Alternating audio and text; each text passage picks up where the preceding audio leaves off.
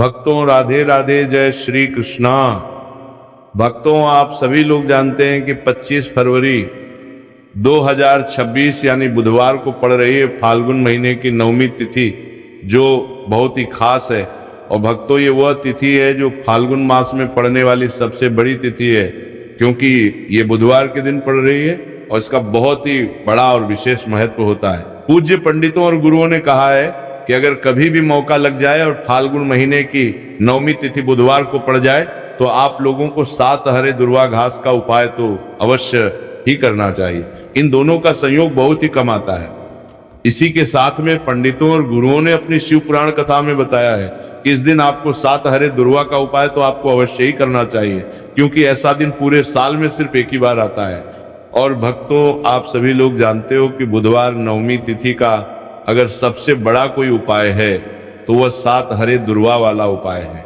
तो भक्तों, इस बुधवार के दिन आप लोगों को इस 7 हरे दुर्वा वाले उपाय को जरूर करना है। बहुत सारे लोग होंगे जिन लोगों ने इस उपाय को ना किया हो, मतलब पूरा साल निकल गया, उन्होंने किसी भी दिन इस हरे दुर्वा वाले उपाय को ना किया हो। पर भक्तों, आपके पास एक आखिरी मौका बचा हुआ है जो कि 25 फरवरी के दिन है। तो इस दिन आप लोगों को इस वाले उपाय को जरूर कर लेना है। भले ही आपने पूरे महीने भर इस उपाय को ना किया हो, पर अगर आपने इस फाल्गुन महीने की 9वीं तिथि के दिन अगर इस वाले उपाय को कर लिया तो आपको इस उपाय को करने का वह फल मिलेगा जिसकी आपने कभी कल्पना भी नहीं करी होगी।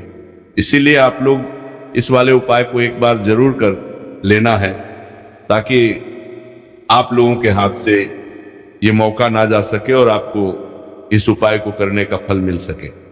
भक्तों, ये उपाय पंडित जी ने अपनी अभी की ही श्री शिव महापुराण की कथा में बताया है, जिस उपाय को आज हम आपको बहुत अच्छे से समझाने वाले हैं। इस वीडियो को देखने के बाद इस उपाय को समझने के लिए आपको कोई और वीडियो को देखने की जरूरत नहीं पड़ेगी। तो चलिए भक्तों, उपाय को शुरू करते हैं। देखिए, ये इस फाल्गुन महीने के बुधवार 9वीं तिथि का दिन ये इतना खास होता है, इतना महत्वपूर्ण होता है। देखा गया है कभी कभी बड़े बड़े पूजा पाठ अनुष्ठान से जो मनोकामना पूर्ण नहीं होते, फाल्गुन महीने के बुधवार 9वीं तिथि के दिन एक छोटे से उपाय करने से ही आपकी मनोकामना पूर्ण हो जाती है। और बहुत सारे लोगों ने इस उपाय को किया भी है और उनको इस उपाय को करने का फल भी जरूर मिला है। अगर आप लोग भी इस उपाय को करना चाहते हैं तो आप इस उपाय को पहले अच्छे से समझ लेना, सुन लेना, उसके बाद करना। आपको इस उपाय का फल जरूर मिलेगा और इस उपाय को कर लेने से आपके घर में चाहे किसी भी प्रकार की दुख और समस्या क्यों ना चल रही हो, आपको उसका कारण भी नहीं पता है कि भाई ये समस्या किस कारण से चल रही है, उसका कुछ भी कारण हो सकता है। जैसे पितृदोष हो सकता है या किसी भी तरह का मंगल दोष भी हो सकता है। तो इस दिन आप लोगों को ये वाला उपाय कर लेना है। ये एक ऐसा उपाय है जिस उपाय को अगर किसी विशेष दिन पर किया जाए तो भाई उस विशेष दिन का जो है वह तो हमें मिलता ही मिलता है, पर हमने उस दिन पर इस उपाय को किया है तो हमें उससे भी बड़ा फल मिलता है और फल बहुत जल्दी मिलता है, क्योंकि आप इस उपाय को बहुत ही बड़े और विशेष दिन पर कर रहे हो। तो चलिए अब उपाय के बारे में बात करते हैं, लेकिन उससे पहले आप लोगों को ये जानना आवश्यक है कि आखिर ये उपाय किस समय करना है, किसको करना है और कैसे करना है। तो चलिए हम आगे आपको वीडियो में एक एक करके बता देते हैं।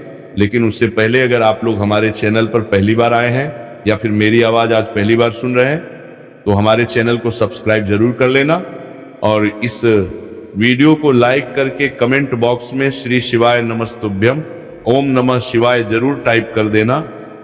तो भक्तों, इस 7 हरे दुर्वा वाले उपाय को हमें इस बुधवार 9वीं तिथि के दिन कैसे करना है, किसको करना है, किस समय करना है और कहां पर करना है, ये सारे सवालों के जवाब आपको इस वीडियो में मिल जाएंगे।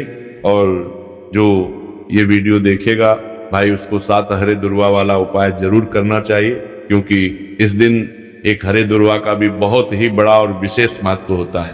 और जब बात आ जाए 7 हरे दुर्वा की तो ये सोने सुहागा वाली बात हो जाती है और ये एक बहुत ही बड़ा उपाय हो जाता है इस बुधवार 9वीं तिथि का। तो अब भक्तों, इस 7 हरे दुर्वा वाले उपाय को आखिर करना किसको है? सबसे पहले हम लोग वो बात जान लेते हैं। तो देखो, घर की जो बड़ी माताएं बहनें होती हैं, उन माताओं बहनों में से कोई भी एक बड़ी माता बहन इस वाले उपाय को कर सकती है। और भक्तों, अगर आप चाहे तो अपने घर में से सभी सदस्यों को भी इस उपाय को करवा सकते हैं। अगर किसी व्यक्ति की खुद की कोई मनोकामना है, खुद को की कोई दुख और परेशानी है जो कि वो अपने लिए ही करना चाहता है, इस वाले उपाय को तो वो खुद अपने लिए भी कर सकता है। बाकी अगर कोई घर में से ऐसा है जो कि अपने पूरे घर परिवार की सुख और शांति के लिए ये वाला उपाय करना चाहता है, तो भाई वो भी कर सकता है, उसमें भी कोई दिक्कत वाली बात नहीं है। अब भक्तों, इस हरे दुर्वा वाले उपाय को हमें करना कहां पर है? देखो, हमें शिवलिंग के पास में जाकर करना है। बहुत सारे लोग प्रश्न करते हैं हर एक उपाय को करते समय, क्या हम इस उपाय को घर पर या मंदिर में कर सकते हैं? देखो, तो इस वाले उपाय को आप मंदिर में करोगे तो अच्छा रहेगा, घर पर नहीं करना इस वाले उपाय को। उसके बाद में भक्तों, जो अगला प्रश्न निकल कर आता है वह ये आता है इस उपाय को लेकर कि आखिर इस उपाय को हमें किस समय करना है? सुबह के समय करना है कि शाम के समय करना है? तो देखो, इस वाले उपाय को आप लोग सुबह के समय भी कर सकते हो और शाम के समय प्रदोष काल में भी कर सकते हो। अब अगर आप पूछो कि भाई साहब, सबसे उत्तम समय कौन सा रहेगा इस 7 हरे दुर्वा वाले उपाय को करने का, तो हम आपसे बस यही कहेंगे कि इस उपाय को आप सुबह के समय करेंगे तो ज्यादा बेहतर होगा। बाकी अगर शाम के समय भी करेंगे तो भी अच्छा होगा, उसमें कोई भी दिक्कत वाली बात नहीं है। बस ध्यान रहे कि शाम के समय जल लेकर नहीं जाना है, जल के स्थान आप दीपक लेकर जाएंगे तो बेहतर होगा। और बुधवार नवमी तिथि के दिन कोशिश करना कि समय के अंतर्गत ही कर लो, किसी कारणवश ना कर पाओ तो थोड़ा देरी से भी कर सकते हो, आपको उपाय का फल जरूर मिलेगा। देखिए, इस वीडियो में जितने भी उपाय हम आपको बताएंगे सभी उपाय सरल है। देखो, गुरुजी ने कहा है कि बुधवार नवमी तिथि के दिन आपको चौमुख दीपक वाला उपाय तो अवश्य ही करना चाहिए। वीडियो के अंतिम में आपको उपाय बताया जो आपको करना है। देखो, आगे बढ़ने से पहले वीडियो को एक लाइक जरूर करें। चलिए भक्तों, अब बात कर लेते हैं अपने सबसे पहले उपाय की। यदि आपके जीवन में कर्जा बहुत अधिक है, आपके जीवन में संकट बहुत अधिक रहते हैं, आपके ऊपर बहुत अधिक विपदा आ रही है, बार बार आपको अपने व्यापार में और अपने धन में हानि देखने को मिल रही है, यानी कि आपको प्रत्येक कार्य में हानि हो रही है, तो आपको ये उपाय करना चाहिए। इस उपाय को करने के लिए आपको 2 चीजों की आवश्यकता होगी। सबसे पहले दुर्वा, आप जानते हो, जो कि भगवान गणेश जी को समर्पित होती है, तो आपको वह दुर्वा की आवश्यकता होगी। साथ ही में एक लोटा जल की आवश्यकता होगी। और आप जब भी उपाय को करें, जिस दिन भी आप उपाय को करें, तो आपको प्रातः कल सुबह सुबह ही इस उपाय को करना है। इस उपाय को करना है, इस उपाय को करना है। बात का विशेष रूप से आपको ध्यान रखना है, ठीक है? तो आपको 7 दुर्वा लेनी है। अगर 7 नहीं तो 1 भी मिल जाती है तो भी कोई दिक्कत नहीं है, बस आपको दुर्वा लेनी है। अगर ज्यादा ना मिले तो स्थान पर 1 दुर्वा भी ले सकते हैं। दुर्वा आपको आसानी से कहीं पर भी मिल जाएगी, बस याद रखिएगा शुद्ध दुर्वा लीजिएगा। कहने का मतलब उसे शुद्ध करके ही उपयोग में लीजिएगा, है ना? तो आपको करना क्या है, 1 दुर्वा या 1 से ज्यादा भी दुर्वा या 7 दुर्वा भी आप लोग ले सकते हैं, तो 1 दुर्वा अपनी ले लीजिए। 1 दुर्वा के साथ में आप 1 लोटा जल ले लीजिए और इन दोनों ही चीजों को लेकर शिव जी के मंदिर पहुंच जाइए। शिव जी के मंदिर पहुंचकर सबसे पहले आप शिव जी के शिवलिंग के पास में बैठ जाइए।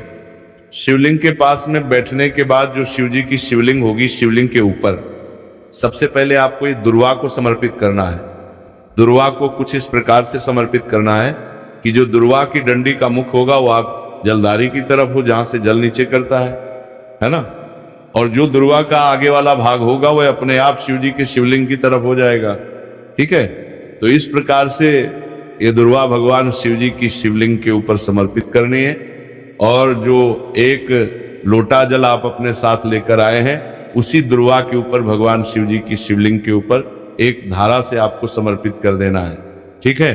अब यहां पर देखने की बात यह है कि ये उपाय उस व्यक्ति को करना है जिस व्यक्ति की नौकरी जॉब नहीं लग रही हो, जो व्यक्ति परीक्षा में पास होना चाहता हो, तो इस व्यक्ति को अपने हाथों से इस उपाय करना है, तभी उपाय कम करेगा, ठीक है? इस उपाय को करने के बाद आपको 3 महीने उपाय को करना है। आपको कब तक करना है? जब तक कि आपकी नौकरी ना लग जाए तब तक आप इस उपाय को नियम के साथ करो, आपकी नौकरी जरूर लगेगी। अब हम बात कर लेते हैं दूसरे उपाय के बारे में। देखिए, ये उपाय आपके लिए सर्वश्रेष्ठ होने वाला है। देखिए, इस उपाय के लिए आपको चाहिए होंगे 5 हरा मूंग के दाने, और मूंग के दाने कहीं से भी खंडित नहीं होने चाहिए, इस बात का ध्यान रखें। और इसी के साथ में आपको एक तांबे के पात्र के अंदर अपने घर से शुद्ध जल 1 लोटा जल ले लेना है। अब भक्तों, इन सभी सामग्रियों को लेकर के आपको सीधे पहुंच जाना है भगवान शिव के मंदिर में। देखिए, इस उपाय को भी आप सुबह भी कर सकते हैं और शाम के समय में भी कर सकते हैं। देखिए, भगवान शिव के मंदिर में पहुंचने के बाद आपके पास जो 5 हरे मूंग हैं, उनमें से पहला जो हरा मूंग है, आपको शिवलिंग के सामने जो नंदी महाराज होते हैं और उनका जो पैर उठा हुआ होता है, वहां पर आपको पहला हरा मूंग समर्पित करते हैं और आपको इसका जाप कर लेना है। फिर आपको दूसरा हरा मूंग लेना है और शिवलिंग पर जो श्री गणेश जी वाला स्थान होता है, वहां पर आपको ये दूसरा हरा मूंग समर्पित करते देना है। यानी कि शिवलिंग के सीधे तरफ आपको ये दूसरा हरा मूंग समर्पित करना है। और फिर आपको ओम गण गणपतये नमः या फिर ओम श्री गणेशाय नमः इसका जाप कर लेना है। तीसरा हरा मूंग का दाना आपको भगवान शिव की सबसे प्रिय पुत्री माता अशोक सुंदरी वाले स्थान पर समर्पित करना। शिवलिंग की जो जलाधारी होती है, जहां से जल बह के आता है, उसी जलाधारी के बीच में जो कहीं कहीं उठी हुई लाइन होती है सांप की आकृति के रूप में, वहीं पर आपको तीसरा हरा मूंग समर्पित करना है और फिर आपको ओम नमः शिवाय इसका जाप करना है, लेना है। अब भक्तों, चौथा जो हरा मूंग है, उसे आपको भगवान कार्तिकेय जी का जो स्थान होता है शिवलिंग पर, वहां पर आपको ये चौथा हरा मूंग का दाना समर्पित कर देना है और आप ओम नमः शिवाय इसका जाप कर लेना है। अब भक्तों, आपके पास जो 5वां और अंतिम हरा मूंग बचा हुआ है, उससे जल के पात्र के अंदर डाल देना है और इस हरे मूंग से युक्त जल से आपको भगवान शिव के शिवलिंग का अभिषेक कर देना है। जल आपको बिल्कुल धीरे धीरे समर्पित करते जाना है और लगातार आपको शिव महापुराण के मूल श्री शिवाय नमस्तुभयम इसका जाप करते रहना है। फिर आपको शिवलिंग के आगे बैठकर, यदि आप अपने बच्चों के लिए यह उपाय कर रहे हैं, यदि आप अपने बच्चों की बुद्धि, ज्ञान और विवेक के लिए उपाय कर रहे हैं, तो उसके लिए आपको प्रार्थना कर लेनी है। या फिर व्यापार में वृद्धि करने के लिए ये उपाय कर रहे हैं, तो उसकी कामना करते हुए आपको प्रार्थना कर लेनी है। या फिर अपनी नौकरी के लिए कर रहे हैं, या फिर अपने इंटरव्यू के लिए, या फिर धन की प्राप्ति के लिए कर रहे हैं, जिस भी कामना के लिए आप उपाय कर रहे हैं उसे परिपूर्ण करने की आपको महादेव से प्रार्थना कर लेनी है और फिर आपको वापस अपने घर आ जाना है। पूज्य गुरु जी ने कहा है कि जो भी व्यक्ति इस उपाय को कर लेता है, तो यकीन मानिए आपके जीवन की जो सारे संकट, कष्ट और बाधाएं, वो सभी समाप्त होंगे। देखो, तीसरे उपाय है वो भी बहुत ज्यादा खास है। तीनों उपाय को आप जरूर सुनना, क्योंकि जो आपको अच्छा लगे वो उपाय आप कर सकते हैं। देखिए, इस उपाय के लिए आपको 2 हरी इलायची लेनी होगी। हरी इलायची आपको साबुत लेनी है, खंडित नहीं होनी चाहिए। और इसी के साथ में आपको मात्र थोड़ा शहद लेना है। शहद आपको मात्र आधा चम्मच या फिर उससे भी कम ले लेना है। और इसी के साथ में आपको एक चौमुखी दीपक ले लेना है। दीपक आप चाहे तो मिट्टी का भी ले सकते हैं और आप चाहे तो शुद्ध आटा मढ़कर उसका दीपक भी आप तैयार कर सकते हैं। इस दीपक के अंदर आपको मौली का जो धागा आता है कलावा का, उसकी बाती का प्रयोग करना होगा। यानी कि इस दीपक के अंदर आपको लाल रंग की बाती का प्रयोग करना होगा और इस दीपक के अंदर आपको शुद्ध घी का प्रयोग करना होगा। अब ये सारी सामग्री लेकर के आपको अपने घर में जो भी मंदिर है वहां पर पहुंच जाना है और आपको माता लक्ष्मी के किसी भी स्वरूप के सामने बैठ जाना है। अगर माता लक्ष्मी की फोटो है, माता लक्ष्मी की प्रतिमा है, तो उनके सामने आपको बैठ जाना है।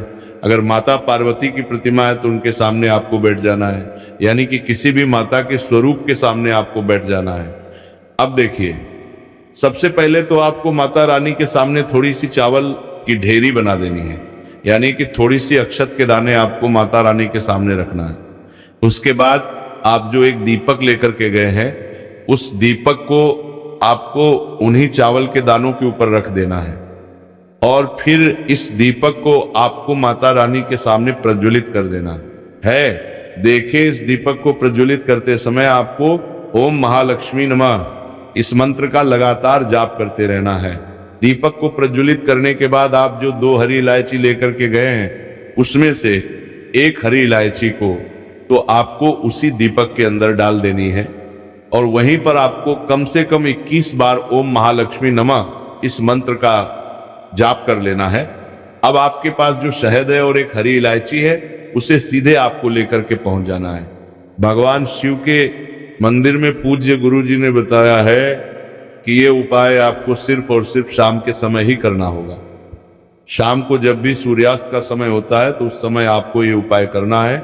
लेकिन सबसे पहले तो आपके पास जो एक हरी इलायची है उसे आपको उस शहद के अंदर अच्छे से डुबो देना है, यानी कि शहद का लेपन उसे हरी इलायची के ऊपर चारों तरफ आपको कर देना है। अब ये जो शहद से युक्त हरी इलायची है इससे आपको भगवान शिव के शिवलिंग पर अर्पित कर देनी है और आपको श्री शिवाय नमस्तुभ्यम इस मंत्र का लगातार जाप करते रहना है। फिर इसके बाद आपको एक लोटा जल भी अपने साथ लेकर के जाना है। तो ये एक लोटा जल भी आपको धीरे धीरे शिवलिंग पर समर्पित कर देना है और आपको श्री शिवाय नमस्तुभ्यम इस मंत्र का जाप करते रहना है। फिर इसके बाद आपको अपने घर आ जाना है। इस प्रकार से आपको ये उपाय कर लेना है।